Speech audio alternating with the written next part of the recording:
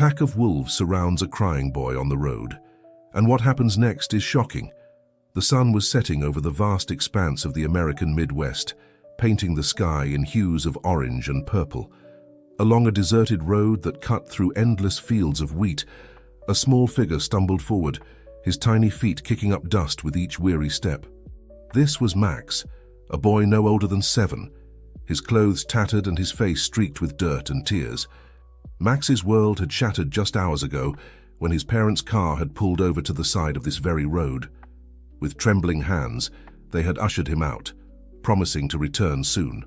But as the car's taillights disappeared into the distance, a creeping realization set in. They weren't coming back. Now, as darkness began to envelop the landscape, Max's frightened sobs echoed across the empty fields. "Mom! Dad!" he cried out, his voice growing hoarse. But only the rustling wheat answered his pleas. The boy's mind raced with confusion and fear. Why had they left him? What had he done wrong? The weight of abandonment pressed down on his small shoulders, making each step forward a monumental effort. As night fell, the temperature dropped rapidly. Max hugged himself tightly, his thin t-shirt offering little protection against the chill. The once familiar countryside now seemed alien and threatening. Shadows danced at the edge of his vision, and every rustle in the grass made him jump. Exhausted and disoriented, Max stumbled off the road and into a field. The tall wheat swayed around him, obscuring his view and making him feel even more lost. Panic began to set in as he realized he could no longer see the road, his only tenuous link to civilization. Just as despair threatened to overwhelm him, a sound caught his attention. It was faint at first, barely audible over the whisper of the wind through the wheat. But it grew louder, a series of soft yips and low growls. Max froze, his heart pounding in his chest. He knew those sounds. Wolves. If you are enjoying this story, don't forget to subscribe to our channel and tell us which city you're watching from. Let's keep going. Fear paralyzed him as he saw movement in the wheat. Dark shapes emerged from the shadows, their eyes gleaming in the moonlight. A pack of wolves had surrounded him, their curious gazes fixed on the small, trembling boy. Max's instincts screamed at him to run, but his legs wouldn't move. He squeezed his eyes shut, expecting the worst. But instead of feeling sharp teeth, he felt something else, a gentle nudge against his hand. Slowly, Max opened his eyes. A large gray wolf stood before him, its eyes filled with an almost human-like understanding. The wolf's nose touched Max's palm again, and to his own surprise, Max found himself reaching out to stroke the animal's soft fur. The rest of the pack circled around, not menacing, but protective. Their presence drove away the chill of the night, replacing Max's fear with a strange sense of comfort. For the first time since being left on that lonely road, he didn't feel alone. As the night deepened, the wolves began to move, and Max found himself following them. They led him through the wheat field and into a dense forest he hadn't realized was nearby. The pack moved with purpose, guiding the boy to a hidden cave nestled among the rocks. Inside the cave, Max curled up on the ground, surrounded by the warmth of the wolf pack. The gray wolf that had first approached him lay down beside him, its steady breathing a soothing lullaby. Despite the hard ground and the unusual company, Max felt safe. As he drifted off to sleep, his last thoughts were not of his parents' betrayal, but of the unexpected kindness he had found in the wild. The next morning, Max awoke to sunlight filtering into the cave. For a moment, he was disoriented, but the events of the previous day came rushing back as he saw the wolves still surrounding him. They stirred as he sat up, watching him with curious eyes. Max's stomach growled loudly, reminding him that he hadn't eaten since yesterday morning. The gray wolf, whom Max had started thinking of as Shadow, seemed to understand. It got up and left the cave, returning a short while later with a rabbit in its jaws. The wolf dropped the rabbit at Max's feet, nudging it towards him. Hunger overcoming his initial hesitation, Max managed to start a small fire using skills he'd learned in Boy Scouts. He cooked the rabbit as best he could, grateful for the nourishment. As he ate, he noticed the wolves communicating with each other through a series of subtle gestures and vocalizations. Fascinated, he began to pay close attention, trying to decipher their silent language. Over the next few days, Max's bond with the wolf pack grew stronger. He learned to move silently through the forest, to listen for the smallest sounds, and to read the signs of nature all around him. Shadow became his constant companion, always by his side, teaching him the ways of the pack. Max's ability to understand the wolves' non-verbal communication improved rapidly. He found himself responding to their cues instinctively, as if he had always been a part of their world. This deep connection gave him a sense of belonging he had never experienced before, not even with his own family. However, Max's new life was not without its challenges. He missed the comforts of human civilization, a warm bed, cooked meals, and most of all, human conversation. Despite the companionship of the wolves, there were moments when the loneliness of his situation overwhelmed him. One morning, about a week after his arrival in the forest, Max decided to explore further from the cave. Shadow followed close behind as he ventured into unfamiliar territory. As they walked, Max heard a sound that made him stop in his tracks, the distant rumble of a tractor. Curiosity and a longing for human contact propelled Max forward. Shadow seemed uneasy, but didn't try to stop him. As they neared the edge of the forest, Max saw a vast field stretching out before them, and in the distance, a red tractor moving slowly across the land. Max's heart raced. Should he reveal himself? Would these people help him, or would they abandon him just like his parents had? As he stood frozen in indecision, fate made the choice for him. The tractor suddenly stopped and a man climbed down from it. He stretched, then turned towards the forest and spotted Max standing at the tree line. Their eyes met across the field, and for a moment time seemed to stand still. The man raised his hand in a cautious wave, then slowly began to walk towards Max. Shadow growled softly, but Max placed a reassuring hand on the wolf's head.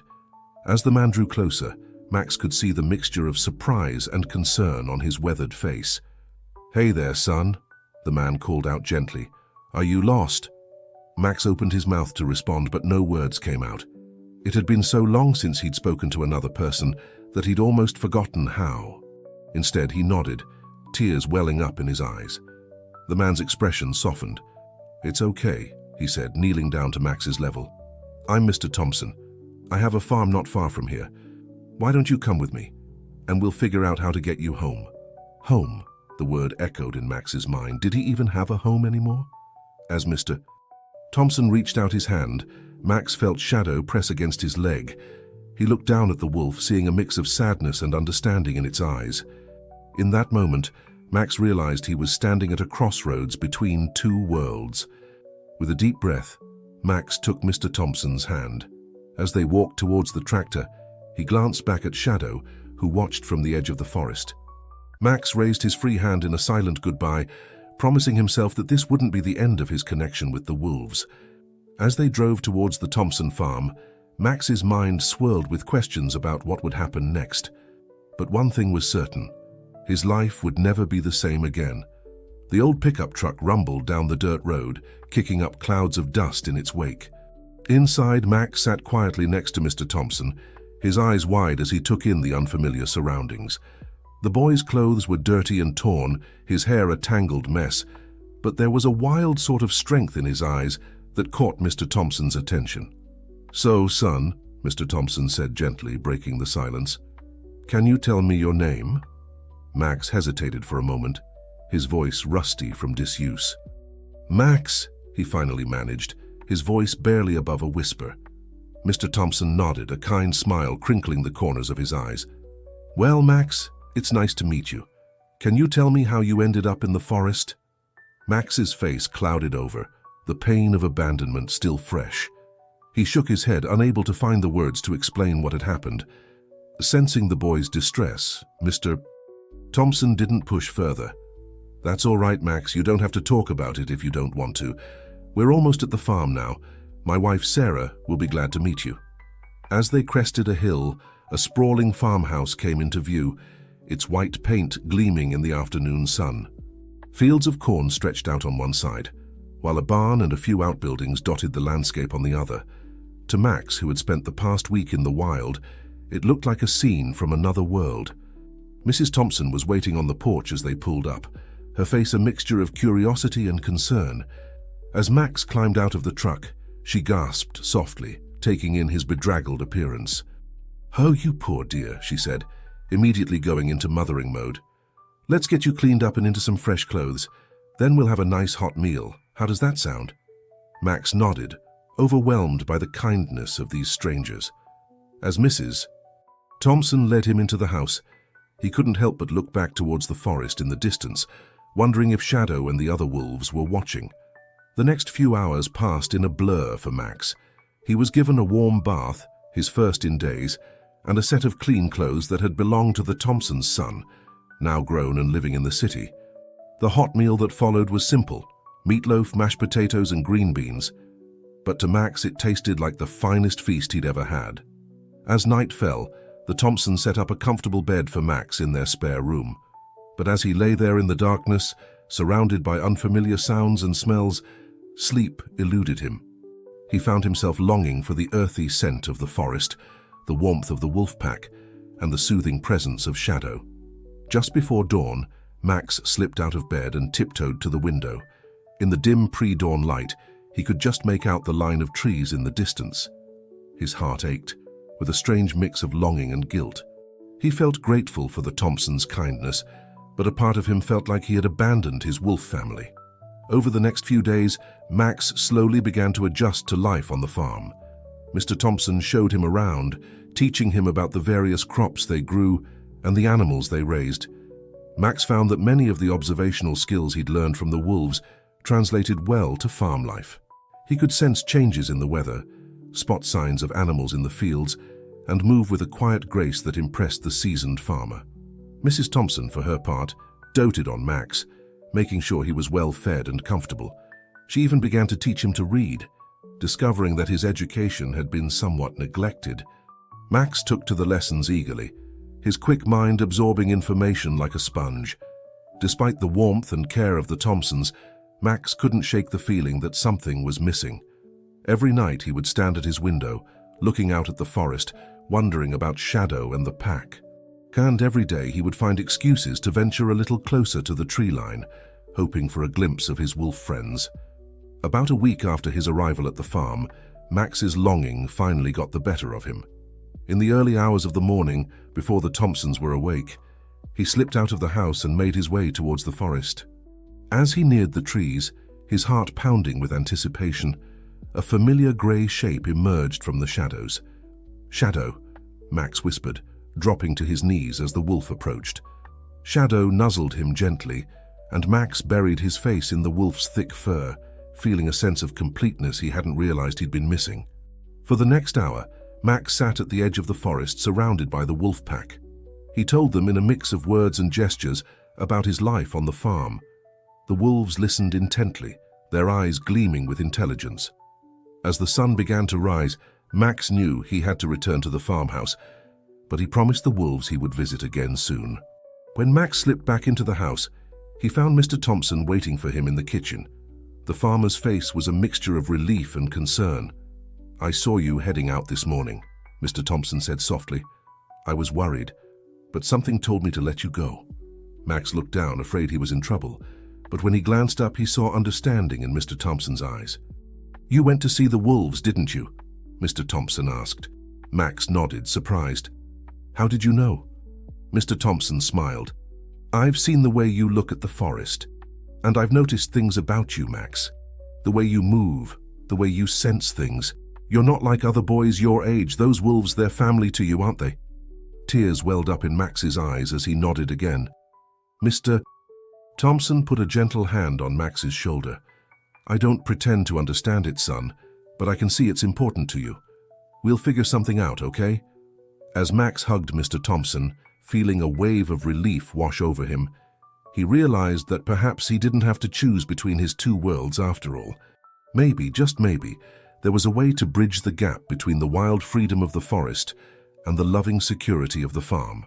Little did Max know, this was just the beginning of a journey that would challenge him in ways he couldn't imagine, forcing him to navigate between two vastly different worlds while trying to find his place in both. The weeks that followed brought significant changes to Max's life on the Thompson farm. With Mr. Thompson's blessing, Max began to divide his time between his duties on the farm and his visits to the wolf pack.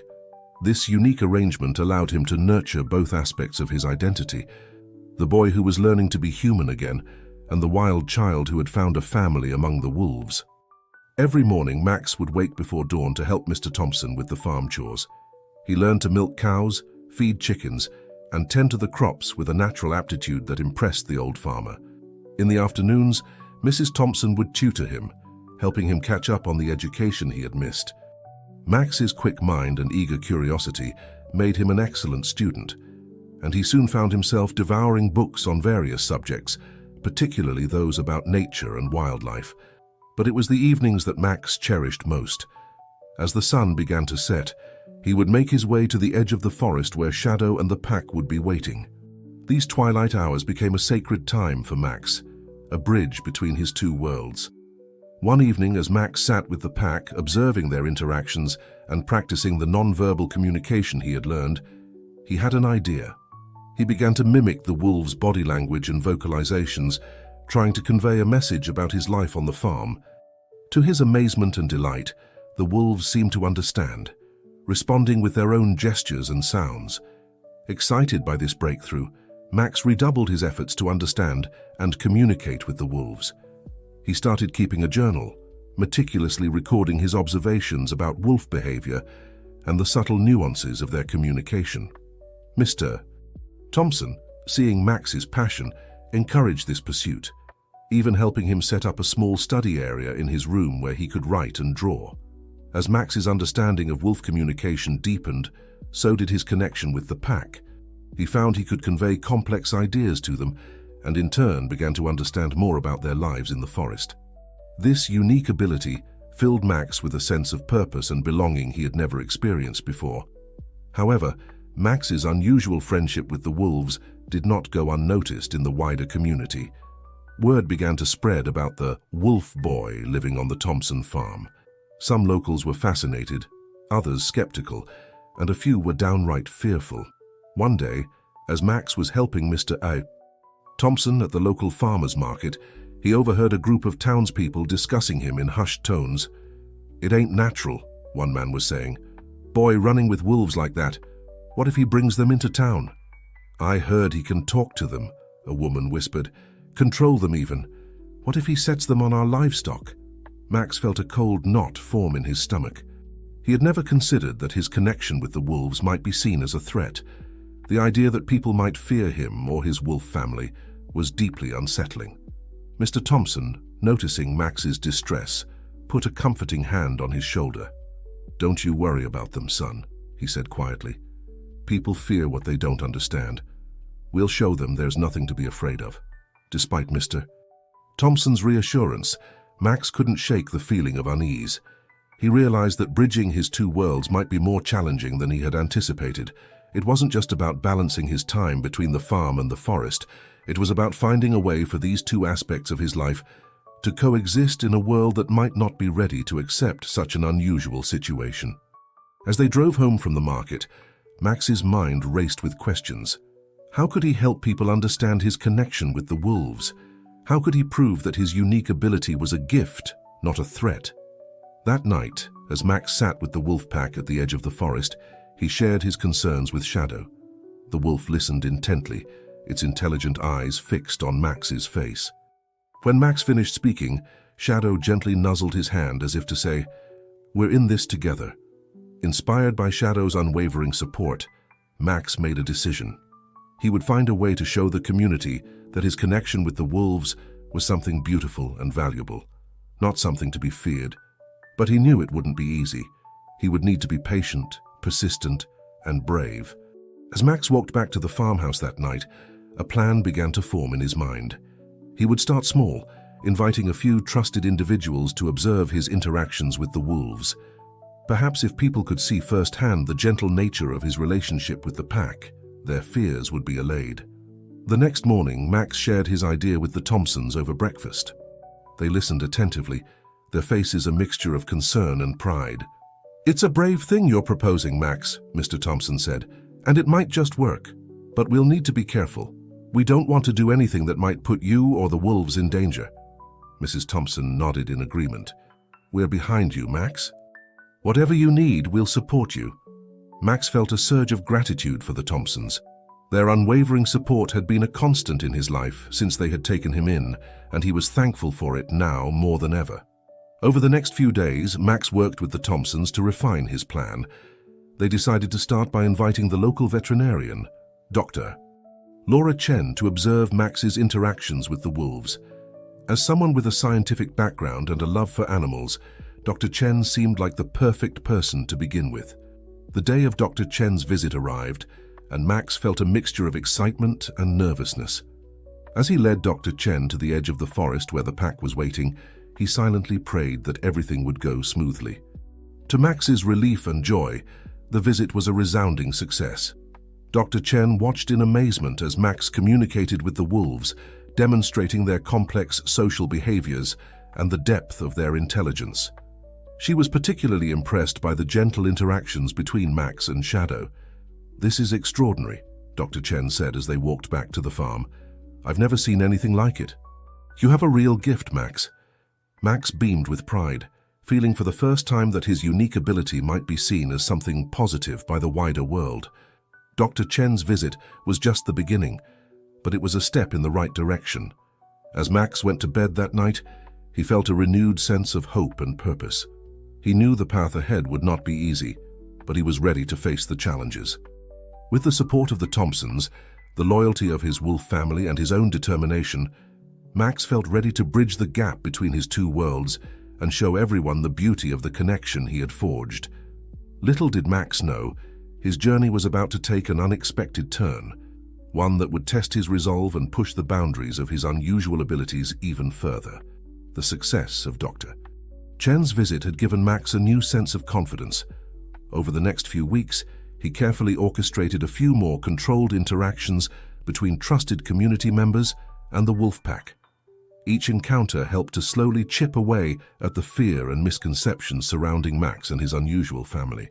However, just as things seemed to be improving, an unexpected event threw Max's carefully balanced world into chaos. It was a crisp autumn morning when a sleek black car pulled up to the Thompson farm.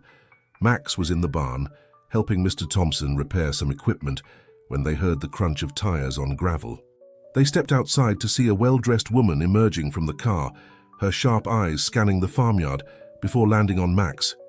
"Hello," she said, her voice polite but firm. "I'm looking for Maxwell Andrews. I believe he's staying here?" Max felt his heart skip a beat.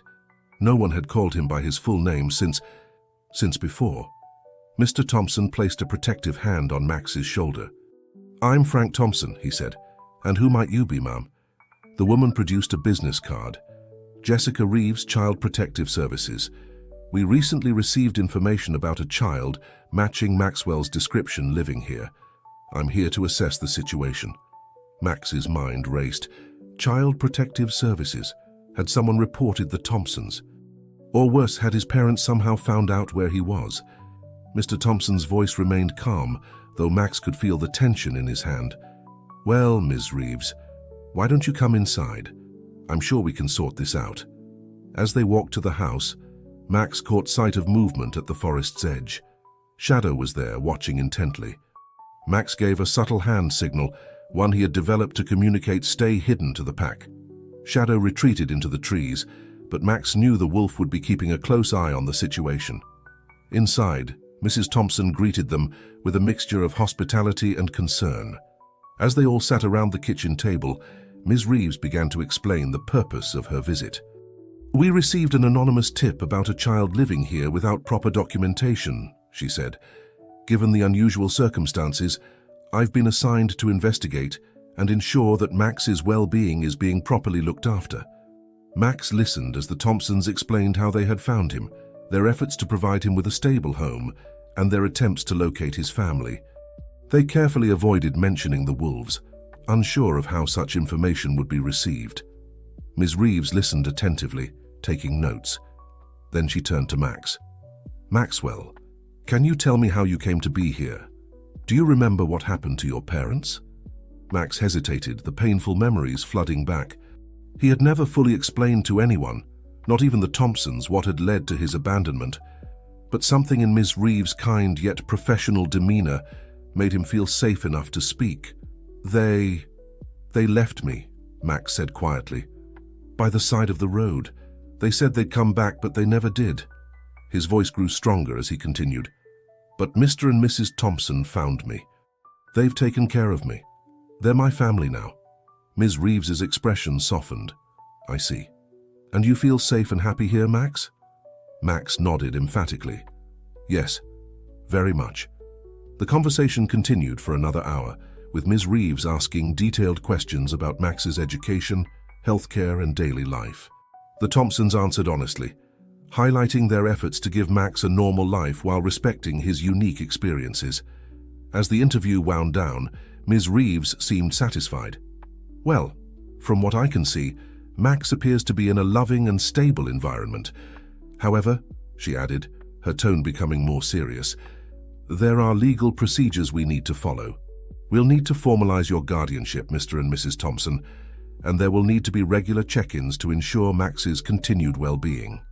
The Thompsons agreed readily, relief evident on their faces. But Max knew they weren't out of the woods yet. There was still so much Ms. Reeves couldn't know about his life here. As Ms. Reeves prepared to leave, Max made a split-second decision. "Ms. Reeves," he said, his heart pounding, "there's something else you should know. Something important about me and why I belong here." The adults all turned to look at him, surprise and concern on their faces. Max took a deep breath. I have a special connection with the local wildlife, especially the wolves." Ms. Reeves raised an eyebrow. "Wolves?" Max nodded. "I can communicate with them. They're part of my family too. I know it sounds crazy, but it's true, and it's a big part of why I need to stay here." For a moment, silence filled the kitchen. Then, to everyone's surprise, Ms. Reeves smiled. "Maxwell, in my line of work, I've learned that every child is unique, with their own special needs and abilities. If this connection is important to you, then it's important to your case." She turned to the Thompsons. "I'd like to see this for myself, if possible. Not for my official report, you understand, but for my own peace of mind." Mr. Thompson looked at Max, who nodded. "All right, Mr. Thompson said. "Max, why don't you show Ms. Reeves what you can do?" As they walked towards the forest's edge, Max felt a mix of anxiety and excitement. This was a pivotal moment, one that could either secure his future here or potentially tear it apart. At the tree line, Max gave a low whistle. Within moments, Shadow emerged from the forest, followed by 2 other wolves. "Ms. Reeves gasped softly but held her ground. What followed was a demonstration that left Ms. Reeves speechless. Max interacted with the wolves using a combination of vocalizations, body language, and subtle gestures. The wolves responded to his commands, showed affection, and even performed complex behaviors at his request. When they returned to the house, Ms. Reeves was visibly moved. "I've never seen anything like that," she admitted. "You truly do have a gift, Maxwell." As she prepared to leave, Ms. Reeves turned to the Thompsons. "I'll need to figure out how to word my report without mentioning the unusual aspects of Max's situation, but I want you to know that I fully support him staying here. This is clearly where he belongs." After Ms. Reeves drove away, Max felt a weight lift from his shoulders. He had taken a risk in revealing his secret, but it had paid off. His 2 worlds, the farm and the forest, the human and the wild, were beginning to merge in a way he had only dreamed of. That night, as Max sat with Shadow at the edge of the forest, he felt a sense of peace wash over him. There were still challenges ahead, he knew, but for the first time, he truly believed that he could bridge the gap between his 2 families and find a place where he fully belonged. As the moon rose over the trees, Max realized that his journey was far from over. In fact, it was only just beginning. In the weeks following Ms. Reeves's visit, life on the Thompson farm settled into a new rhythm. The process of formalizing the Thompsons' guardianship of Max had begun, bringing with it a sense of permanence and security that Max had never known before. Yet, as autumn deepened into winter, echoes of his past began to resurface, bringing with them new challenges and unexpected revelations. It started with a dream. One cold November night, Max woke up in a cold sweat, his heart racing. In his dream, he had been back on that deserted road where his parents had left him. But this time, instead of driving away, they had turned back, calling out to him. Their voices had been filled with regret and desperation, but Max couldn't make out their words. The dream left Max shaken, stirring up emotions he had long suppressed. Over breakfast, he shared the dream with the Thompsons, his voice trembling slightly as he recounted the details. Mrs. Thompson reached out and squeezed his hand. "Oh, Max," she said softly, "it's natural to have these feelings. Your parents, despite what they did, are still a part of you." Mr. Thompson nodded in agreement. "Son, we've never pushed you to talk about what happened before you came to us, but if you ever want to, we're here to listen." Max appreciated their support, but he wasn't sure he was ready to delve into those painful memories. Instead, he threw himself into his daily routines with renewed vigor, splitting his time between farm chores, his studies, and his visits to the wolf pack. It was during one of these visits to the forest that Max made a startling discovery. He was deep in the woods with Shadow, practicing some new communication techniques he had developed, when he stumbled upon an old, weathered backpack half hidden under a fallen log. Curious, Max carefully pulled it out.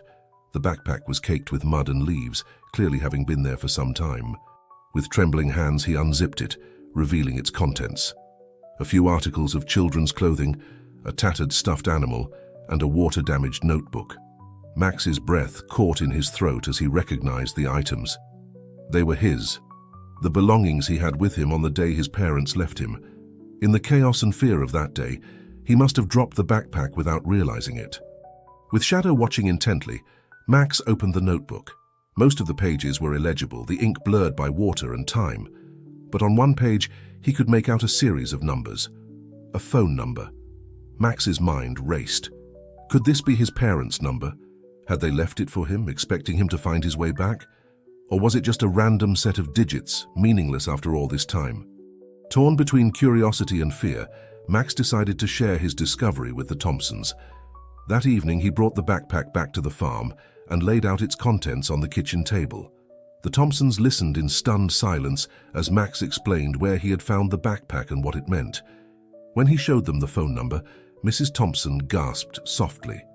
"Max," she said gently, "do you want to try calling this number? We can do it together if you'd like." Max hesitated. Did he want to open that door? What if his parents answered? What would he say to them after all this time? But a part of him needed to know, needed some kind of closure. With a deep breath, Max nodded. "Okay," he said. "Let's try." Mr. Thompson dialed the number on speakerphone, his hand resting supportively on Max's shoulder. The phone rang once, twice, 3 times. Max's heart pounded in his chest. Then a click as someone picked up. "Hello?" A woman's voice answered, sounding confused and a bit wary. Max froze, unable to speak. It was his mother's voice, older, more tired than he remembered, but unmistakably hers. "Mr. Thompson squeezed Max's shoulder gently. "Hello," he said. "My name is Frank Thompson. I'm calling because we found this number in a notebook belonging to a boy named Maxwell Andrews. Do you know him?" There was a sharp intake of breath on the other end of the line, followed by a long silence. When the woman spoke again, her voice was choked with emotion. "Max, is he there? Is he all right?" The floodgates opened. For the next hour, Max listened as his mother and then his father poured out their story. They spoke of desperation, of impossible choices, of years of searching and regret. They had returned to the spot where they had left Max, hoping against hope to find him. But he was gone. They had searched for years, never giving up hope of finding their son. As Max listened, he felt a whirlwind of emotions, anger, hurt, confusion, and underneath it all a tiny spark of relief at knowing he hadn't been forgotten. Finally, when the story had been told, Max found his voice. "I'm here," he said softly. "I'm okay." The conversation that followed was awkward and emotional, filled with tears and tentative questions. By the end, it was clear that while a door had been opened, there was still a long road ahead. As they hung up the phone, Max felt drained but somehow lighter. He looked up at the Thompsons, who had been silent supporters throughout the call. "What happens now?" he asked. Mr. Thompson smiled gently. "That's up to you, son. We're here for you no matter what you decide." That night, as Max lay in bed processing everything that had happened, he heard a familiar howl in the distance. Shadow was calling to him, reminding him that he had a family in the forest too. Max realized that his journey had taken yet another unexpected turn. He now had to navigate not just between his life on the farm and his connection to the wolves, but also the complicated emotions stirred up by reconnecting with his birth parents. As he drifted off to sleep, Max knew that the path ahead would be challenging. But he also knew that with the support of the Thompsons, the steadfast presence of Shadow and the pack, and his own growing strength and resilience, he could face whatever came next. The weeks following the unexpected phone call with Max's parents were a whirlwind of emotions and adjustments. The Thompsons, true to their word, supported Max as he navigated this new and complex situation. They helped him set up regular phone calls with his parents, always making sure he felt safe and comfortable during these conversations. As winter settled in, blanketing the farm and surrounding forest in snow, Max found himself grappling with conflicting feelings. On one hand, he was curious about his parents and the life he had left behind. On the other, he was fiercely protective of the life he had built with the Thompsons and his wolf family. One snowy afternoon, as Max sat by the window watching Shadow and the pack play in the white-covered fields, Mrs. Thompson approached him with a letter in her hand. "Max, honey," she said gently, "your parents have written to you. They're asking if they can visit." Max felt his heart skip a beat. He had known this moment would come eventually, but he hadn't expected it so soon. He took the letter with trembling hands, reading through it slowly. His parents' words were filled with remorse and hope. They expressed their deep regret for their past actions and their desire to make amends. They wanted to see Max, to apologize in person, and to try to rebuild their relationship. As Max finished reading, he looked up at Mrs. Thompson, his eyes filled with uncertainty. "What should I do?" he asked. Mrs. Thompson sat down beside him, putting an arm around his shoulders. "That's a decision only you can make, Max, but remember, you're in control here. If you decide to meet them, it'll be on your terms. We'll be right here with you every step of the way." After much thought and many conversations with the Thompsons, Max decided to agree to the visit, but with certain conditions. The meeting would take place at the Thompson farm, where Max felt safe and secure. It would be a short visit, just for an afternoon, to see how things went. As the day of the visit approached, Max felt a mix of anticipation and anxiety. He spent more time than usual with the wolf pack, finding comfort in their presence and the simplicity of their communication. Shadow seemed to sense his unease, staying close and offering silent support. The morning of the visit arrived cold and clear. Max stood on the porch, watching as a rental car made its way up the driveway.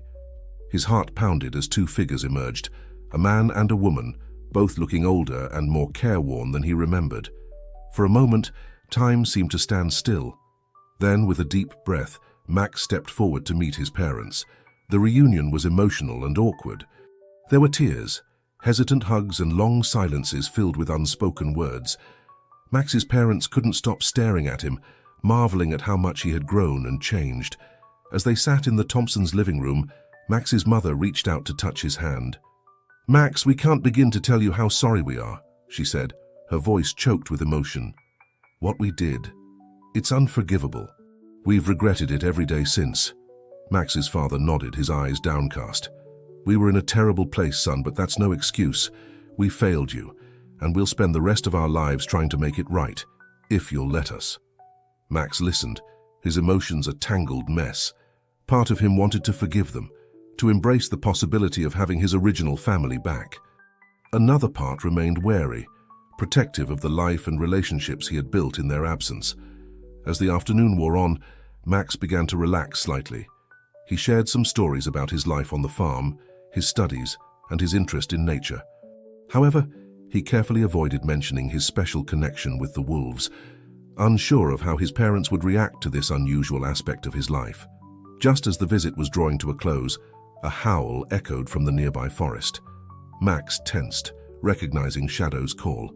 His parents looked alarmed. "Wolves?" his mother asked, fear evident in her voice. "Are they common around here?" Before Max could respond, Mr. Thompson stepped in smoothly. "They keep to themselves mostly," he said. "Nothing to worry about." As Max's parents prepared to leave, promising to keep in touch and hoping for more visits in the future, Max felt a sense of relief mixed with lingering uncertainty. The visit had gone as well as could be expected, but he knew that rebuilding a relationship with his parents would be a long and complicated process. After the car disappeared down the driveway, Max immediately headed for the forest. He needed the comfort and simplicity of the wolf pack after the emotional complexity of the day. As he sat with Shadow and the other wolves, stroking their fur and communicating in their silent language, Max reflected on the day's events. He realized that while he was willing to open the door to a relationship with his parents, he was also fiercely protective of the life he had built. The Thompsons, with their unwavering love and support, were his true family now. And the wolves, especially Shadow, were an integral part of who he had become. As he looked into Shadow's intelligent eyes, Max made a silent promise. He would find a way to bridge his past and his present, but he would never compromise the bonds he had formed here. As the sun began to set, casting long shadows across the snowy landscape, Max headed back to the farmhouse. He knew that the path ahead would require careful navigation, balancing his emerging relationship with his birth parents against the need to protect the unique life he had built. But as he walked, with Shadow padding silently beside him and the lights of the farmhouse glowing warmly in the distance, Max felt a surge of determination. He had survived abandonment, forged an extraordinary bond with the wolves, and found a loving home with the Thompsons. Whatever challenges lay ahead, he would face them with the strength and resilience he had developed along the way. The future was uncertain, but Max was ready to meet it head-on with his unusual but devoted family, both human and wolf, by his side. As winter melted into spring, Max found himself navigating an increasingly complex web of relationships. Regular phone calls with his birth parents had become part of his routine, and while they were still often awkward, there was a growing sense of familiarity. At the same time, his bond with the Thompsons and the wolf pack remained as strong as ever, anchoring him through the emotional turbulence. One crisp spring morning, as Max was helping Mr. Thompson repair a fence, a familiar car pulled up the driveway. To Max's surprise, Dr. Laura Chen stepped out, her face serious. "Max, Mr. Thompson," she greeted them. "I'm sorry to drop by unannounced, but there's something we need to discuss." Inside the farmhouse, over cups of steaming tea, Dr. Chen explained the reason for her visit. "There's been some trouble with local farmers," she said. "Some livestock has gone missing and there are rumors that wolves are responsible." Max felt his heart sink. He knew the pack wouldn't hunt farm animals unless they were desperate, and he had made sure they understood the boundaries of their territory. Dr. Chen continued, "The local authorities are under pressure to do something. There's talk of organizing a hunt." The words hit Max like a physical blow. He looked at the Thompsons in panic, but their faces were calm and resolute. "What can we do, Mrs.?" Thompson asked, placing a comforting hand on Max's shoulder. Dr. Chen smiled slightly. "That's why I'm here. I thought, given Max's unique abilities, we might be able to find a solution that doesn't involve harming the wolves." Over the next few hours, they formulated a plan. Max would use his connection with the pack to investigate the missing livestock. If the wolves were responsible, he would work with them to establish new boundaries. If not, they would need to find the real culprit to clear the wolves' name. For the next week, Max spent every available moment in the forest with Shadow and the pack. He communicated their situation, emphasizing the danger they were in. Together, they patrolled the edges of their territory, looking for signs of other predators or any evidence of what might have happened to the missing animals. Their breakthrough came on a moonlit night. As Max and Shadow were scouting a remote area of the forest, they heard an unfamiliar sound. Creeping closer, they discovered an unexpected sight. A small group of feral dogs, clearly malnourished and aggressive, feasting on a freshly killed sheep. Excitement coursed through Max. This was the evidence they needed. But he knew they had to be careful. These dogs were desperate and dangerous. Using his unique communication skills, Max coordinated with Shadow and the pack to quietly surround the feral dogs. Then, with a series of carefully orchestrated movements and vocalizations, they herded the dogs towards a clearing where Dr. Chen and a team of animal control officers were waiting. The operation was a success. The feral dogs were safely captured and would be rehabilitated. The true culprits behind the livestock killings had been found, and the wolf pack's innocence was proven. The news spread quickly through the community. Max's role in solving the mystery, while downplayed to protect his privacy, did not go unnoticed. Many locals who had been skeptical or fearful of his connection with the wolves began to see it in a new light. As spring bloomed into summer, Max found his world expanding in unexpected ways. Dr. Chen, impressed by his skills and knowledge, offered him an internship at her veterinary clinic.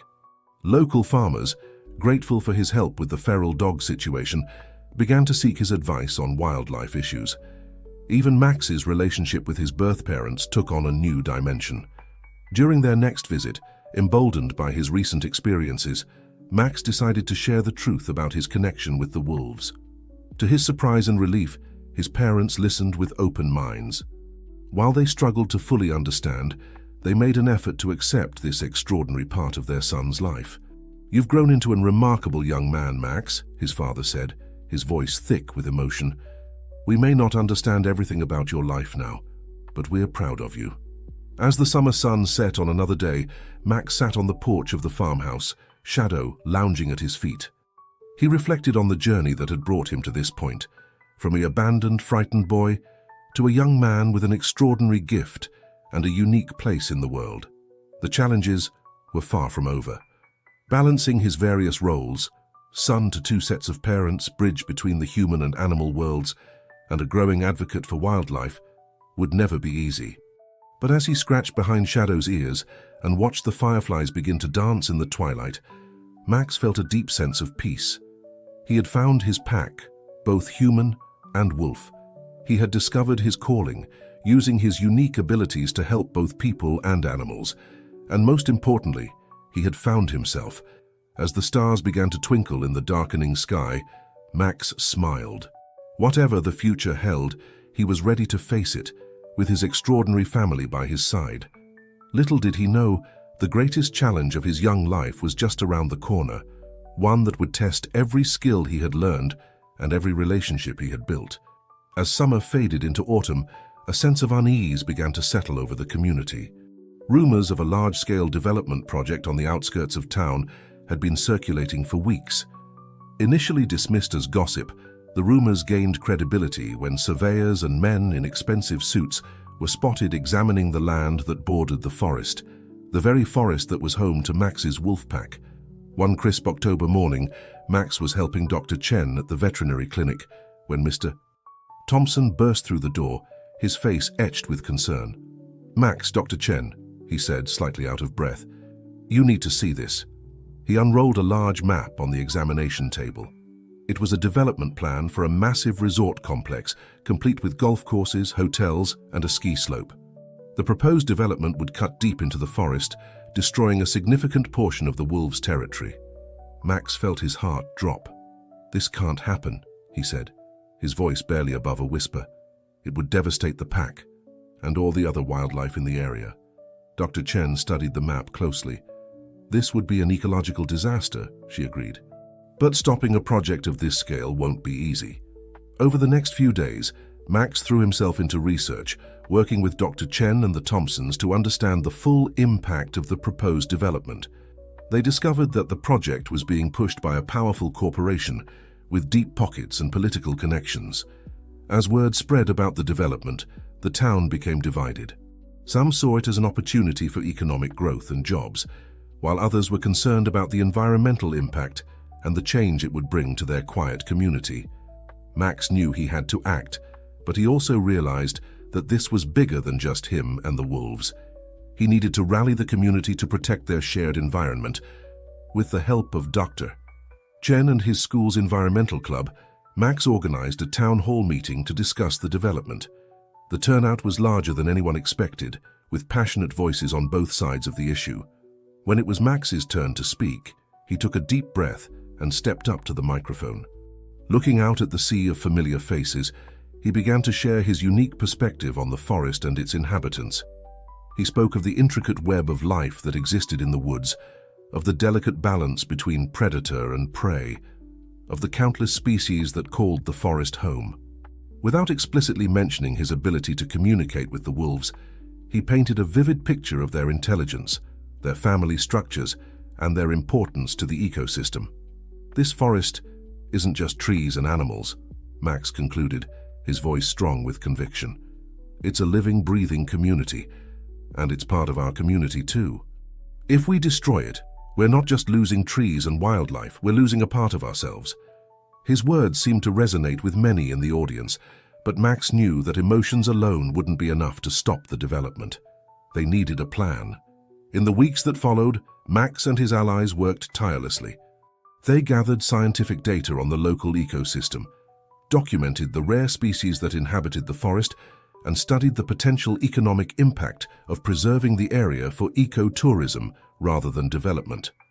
Max's unique connection with the wolves proved invaluable. With Shadow's help, he was able to gather unprecedented data on wolf behavior and their role in maintaining the forest's ecological balance. This information became a cornerstone of their campaign to protect the forest. As the movement grew, Max found himself becoming a reluctant public figure. Local news outlets wanted to interview the wolf boy who was leading the charge against the development. While the attention made him uncomfortable, Max knew it was necessary to get their message out. The developers, however, were not going down without a fight. They launched a counter-campaign, promising jobs and economic prosperity. They also began to question Max's credibility, suggesting that his connection with the wolves was either exaggerated or potentially dangerous. The pressure began to take its toll on Max. He was spending less time with the wolf pack, and the stress was affecting his schoolwork and his relationships. His birth parents, concerned about the controversy surrounding their son, suggested that maybe it would be better if he stepped back from the campaign. One night, feeling overwhelmed, Max slipped out of the house and ran to the forest. There, surrounded by the pack, he finally let his emotions out. Shadow nuzzled against him as he cried, offering silent comfort.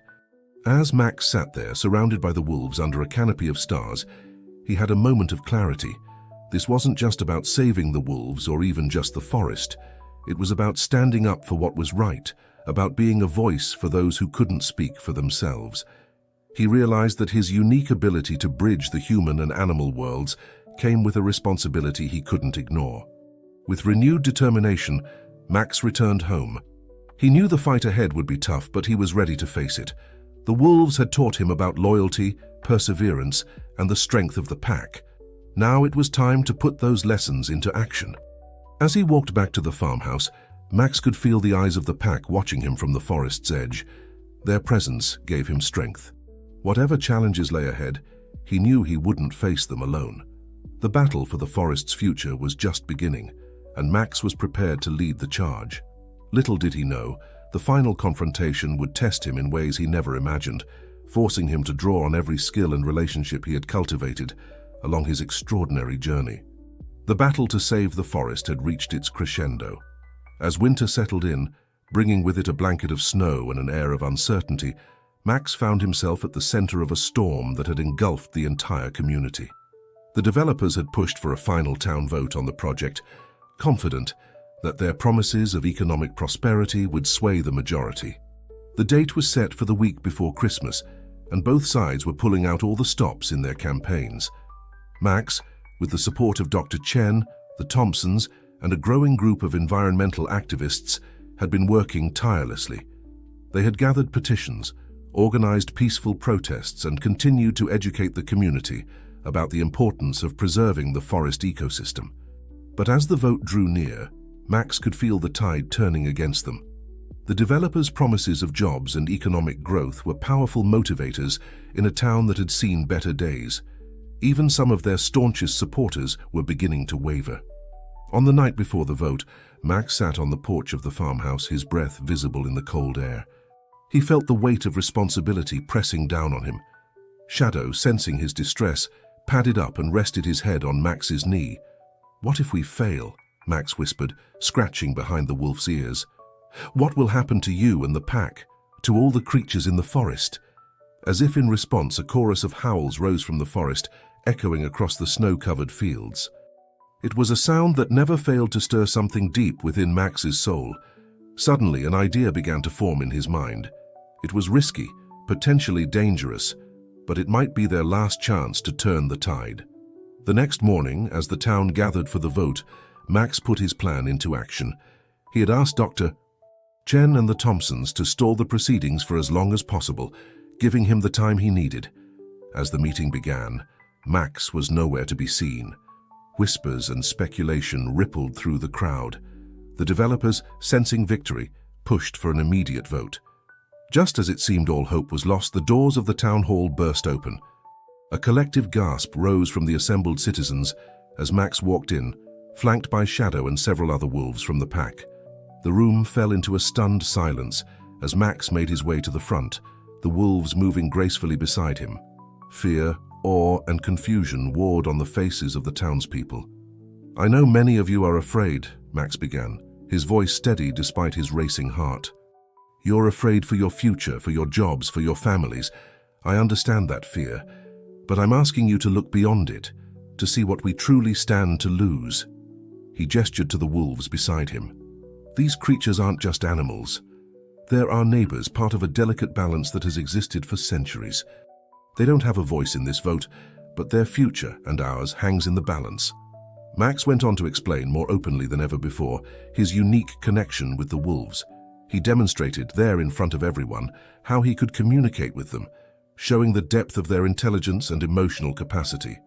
"This forest isn't just trees and animals," he continued, echoing his words from the town hall meeting months ago. "It's a living, breathing community. It's part of who we are. And once it's gone, we can never get it back."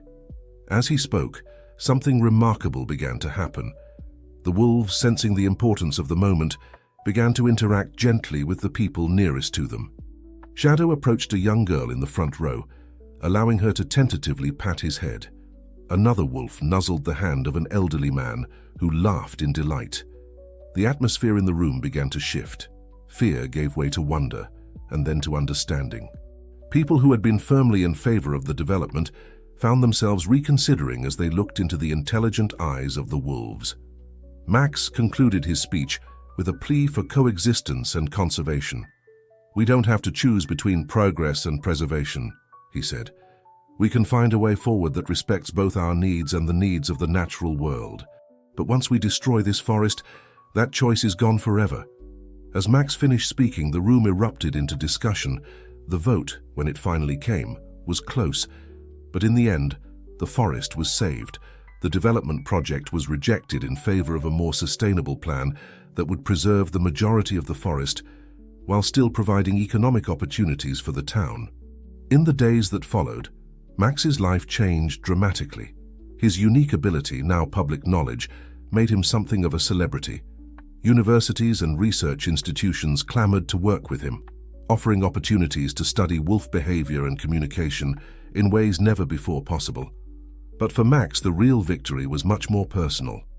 As he stood at the edge of the forest, surrounded by his human family, the Thompsons, his birth parents who had flown in to support him, and Dr. Chen and his wolf family, he felt a sense of completion.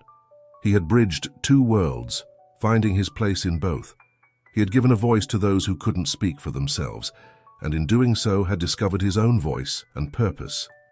As the sun set on the preserved forest, casting long shadows across the snow, Max realized that his journey was far from over. There would be new challenges, new battles to fight, but he was ready to face them, with his extraordinary family, both human and wolf, by his side. Shadow pressed against his leg and Max smiled, scratching the wolf behind the ears. "We did it, boy," he whispered. "We really did it." And as night fell over the forest, a chorus of howls rose into the air, a song of triumph, of family, and of hope for the future. Max lifted his own voice to join them, his heart full of joy and purpose. This was his pack, his home, his life's calling, and he wouldn't have it any other way.